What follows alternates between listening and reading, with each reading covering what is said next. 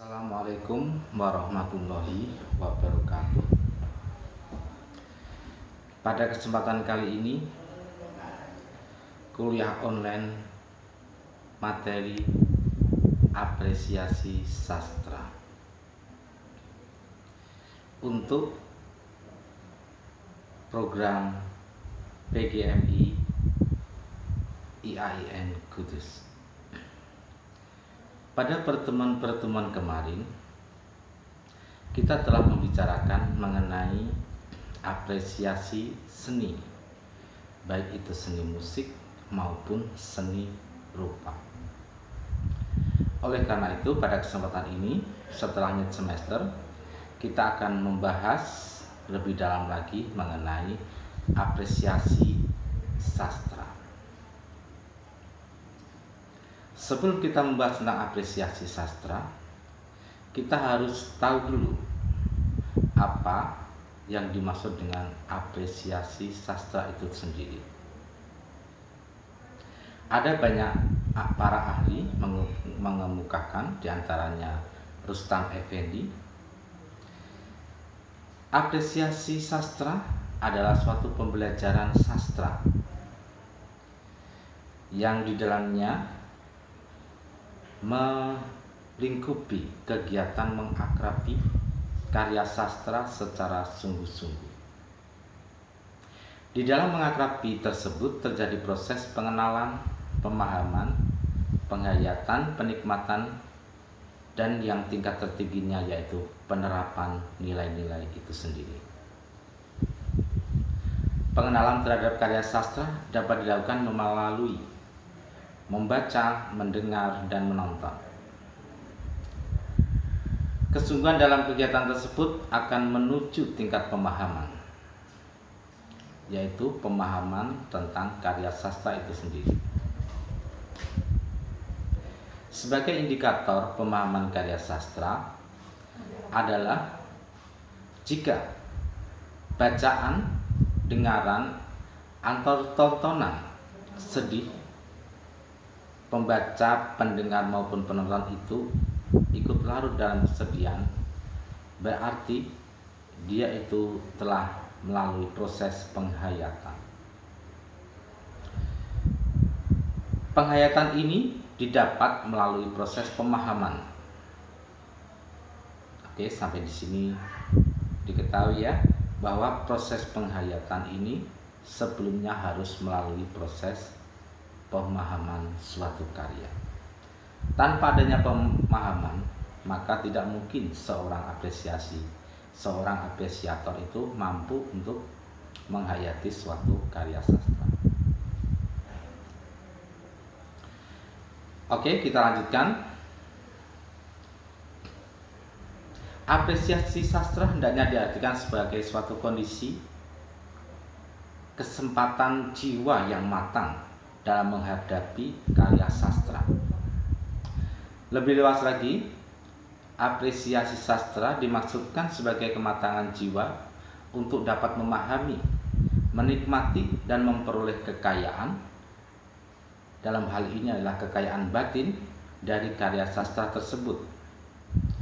Bagaimanapun juga, suatu karya sastra jika dicermati lebih dalam lagi, kita akan menemukan sebuah pesan yang merupakan kekayaan, baik itu berupa nilai seni sastranya atau berupa pesan-pesan moral yang perlu kita ungkapkan agar kita dapat mampu memahami karya sastra tersebut.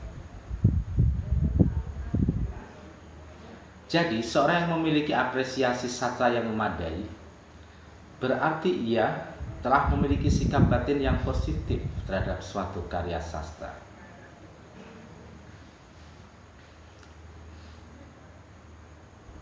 Kajian lain mengenai apresiasi sastra juga dikemukakan oleh Sayuti yang menyatakan bahwa apresiasi sastra merupakan hasil usaha pembaca dan mencari serta menemukan nilai hakiki karya sastra lewat pemahaman dan penafsiran sistematik yang dapat dinyatakan dalam bentuk tertulis. Melalui kegiatan apresiasi sastra itulah akan timbul kegairahan dalam diri pembaca untuk lebih memasuki dunia sastra sebagai dunia yang juga menyediakan alternatif pilihan untuk menghadapi permasalahan kehidupan ini. Pada intinya, pembelajaran apresiasi sastra ini diharapkan kita mampu mengambil, memahami nilai-nilai yang ada dalam karya sastra itu, sehingga kita mampu menerapkan nilai-nilai tersebut dalam kehidupan kita sehari-hari. Dengan demikian, dengan penerapan nilai-nilai tersebut, maka kualitas kehidupan kita diharapkan juga akan meningkat dan berkembang lebih baik lagi.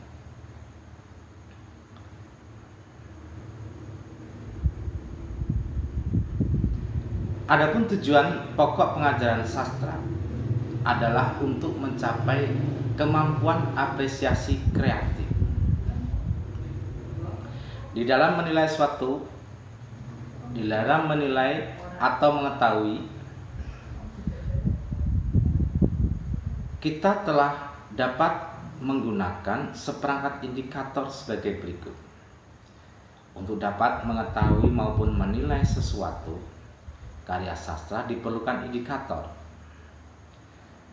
Di antara lain sebagai berikut: mampu menginterpretasikan perilaku perwatakan yang ditemuinya dalam karya sastra yang dibaca. Yang kedua, memiliki sensitivitas dalam bentuk dan gaya bahasa. Yang ketiga, mampu menangkap ide dan tema. Yang keempat, mampu menunjukkan perkembangan atau kemajuan selera personal terhadap karya sastra tersebut.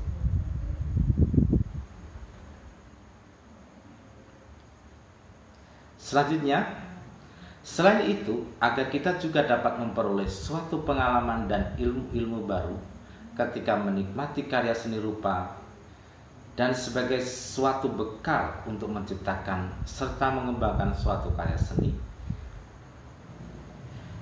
yaitu karya seni yang lebih baik dan berkualitas di kemudian hari. Kegiatan apresiasi dapat tumbuh dengan baik apabila pembaca mampu menumbuhkan rasa akrab dengan teks sastra yang diapresiasinya. Untuk mengakrabi ini tentunya diperlukan pengulangan pembaca yang diulang-ulang.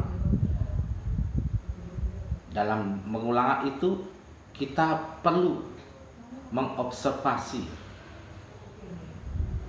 mengumpulkan data-data yang dibutuhkan untuk dianalisis sebagai bentuk apresiasi sastra tersebut.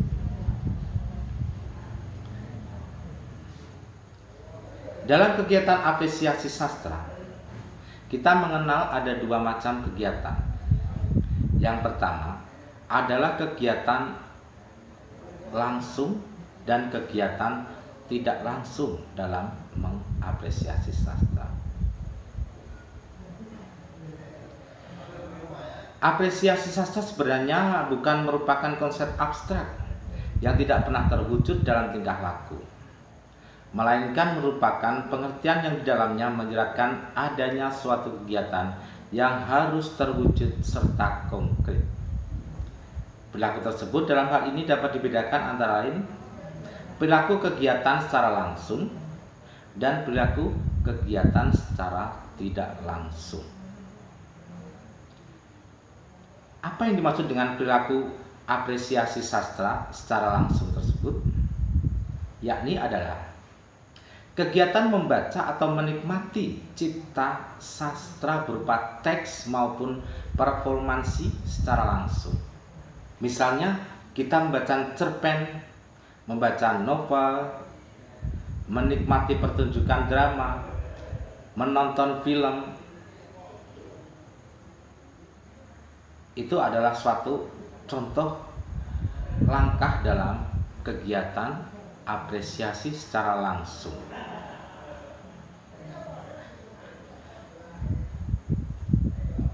Dalam kegiatan apresiasi secara langsung, setelah melakukan kegiatan tersebut, diikuti dengan cara pemahaman, kemudian mengobservasi, menikmati, serta mengevaluasi karya sastra tersebut, baik yang berupa tadi seperti cerpen, novel, naskah-naskah drama, maupun pertunjukan-pertunjukan drama, dan lain sebagainya.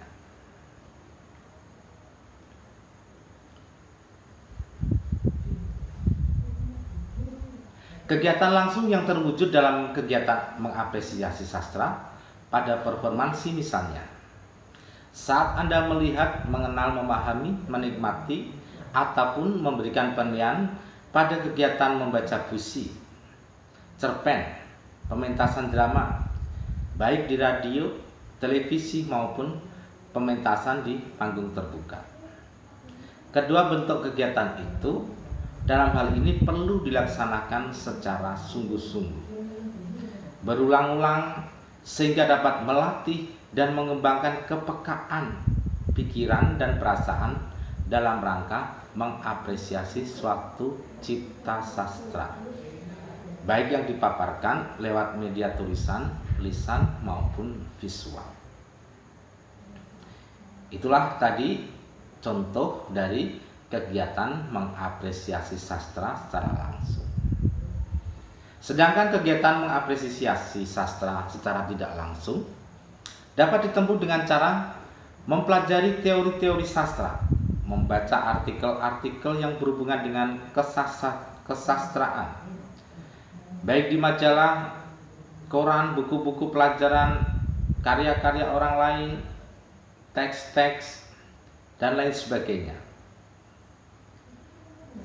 Pada intinya, kegiatan itu disebut sebagai kegiatan apresiasi secara tidak langsung, karena kegiatan tersebut nilai akhirnya bukan hanya mengembangkan pengetahuan seseorang tentang sastra, melainkan juga akan meningkatkan kemampuan dalam rangka mengapresiasi suatu cipta sastra. Pada intinya, kegiatan apresiasi secara tidak langsung itu adalah kegiatan yang dilakukan dalam rangka mempersiapkan diri kita untuk memperoleh bekal sebanyak-banyaknya dalam rangka untuk meningkatkan kualitas diri kita untuk mampu mengapresiasi suatu cipta sastra dengan baik. Oke, dapat dipahami ya tadi perbedaan antara mengapresiasi secara langsung, yaitu menikmati karya secara langsung, kemudian memberikan penghargaannya, kemudian kegiatan yang apresiasi yang secara tidak langsung itu adalah kegiatan mempersiapkan diri kita atau membekali diri kita dengan ilmu-ilmu kesusastraan, ilmu-ilmu tentang apresiasi sastra. Oke, dalam kesempatan ini saya kira sudah memahami ya.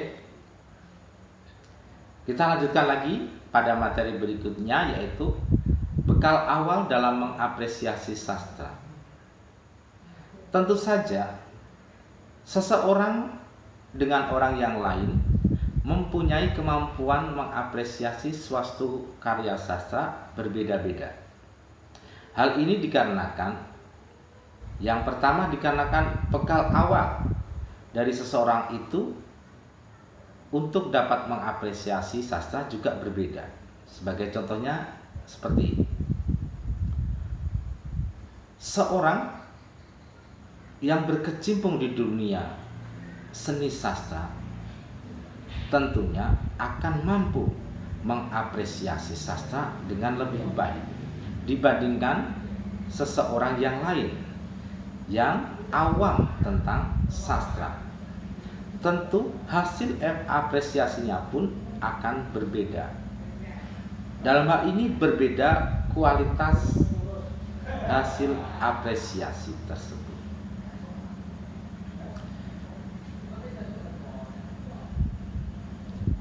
Ada beberapa bekal awal yang harus kita kuasai dalam mengapresiasi suatu karya cipta sastra. Yang pertama adalah kita harus mengetahui unsur keindahan. Keindahan suatu karya sastra ini dapat dilihat dari berbagai macam segi.